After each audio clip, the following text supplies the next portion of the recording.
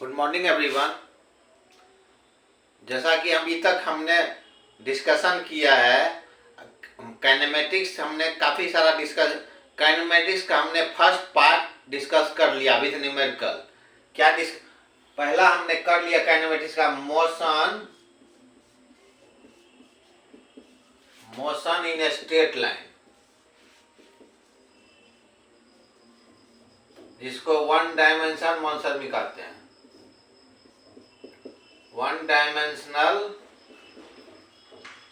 Motion ये हमने complete पढ़ लिया है विथ न्यूमेरिकल। ठीक है, अभी तक के जितने वीडियो बनाए हमने अभी से पहले काइनेमेटिक्स का, उसमें वन डायमेंशनल इन मोशन का डिस्कशन किया। उसमें हमने काफ़ी सारे न्यूमेरिकल सॉल्व किए और सारे कंसेप्ट को डिस्कस किए।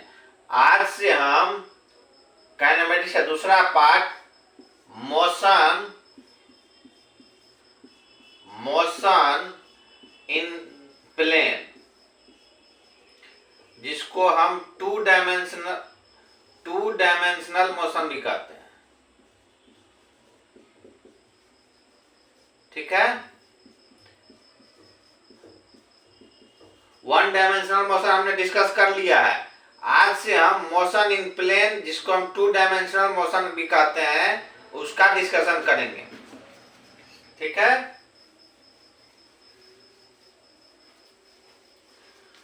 तो इसमें हम क्या क्या डिस्कशन करने वाले हैं वो समराइज कर देते हैं। ठीक है, क्या पढ़ेंगे हम? मोशन इन द प्लेन, इसको टू डायमेंशनल मोशन भी कहते हैं। ठीक है,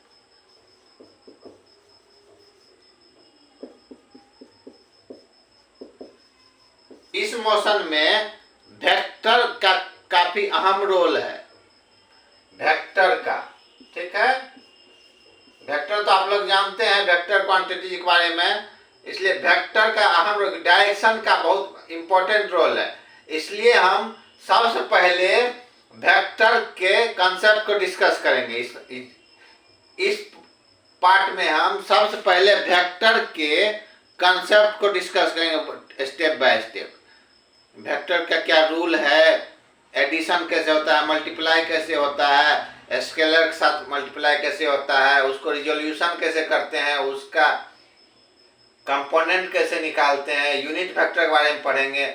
सबसे पहले वेक्टर का कंसेप्ट हम डिस्कस करेंगे इस चैप्टर में। ठीक है, इसलिए हमने मैथमेटिक्स टूल में आपको वेक्टर नहीं पढ़ाया था। ठीक है, मैं यहाँ डिस्कस करूंगा वेक्टर के डिटेल में। ठीक है, उसके बाद इस चैप्टर का पार्ट को डिस्कस करेंगे, उसके बाद कुछ डिराइवेशन करेंगे, फार्मूला, उसके बाद न्यूमेरिकल सॉल्व करेंगे। ठीक है, तो सबसे पहले हम अभी के बाद वेक्टर का कंसेप्ट समझेंगे। ठीक है, नेक्स्ट वीडियो से हम वेक्टर का ठीक से कंसेप्ट समझाएंगे, जिससे वेक्टर से आपको कोई दिक्कत नहीं हो। इस चैप्टर में वेक्टर का बहुत इंपॉर्टेंट रूल है। ठीक है, थैंक यू।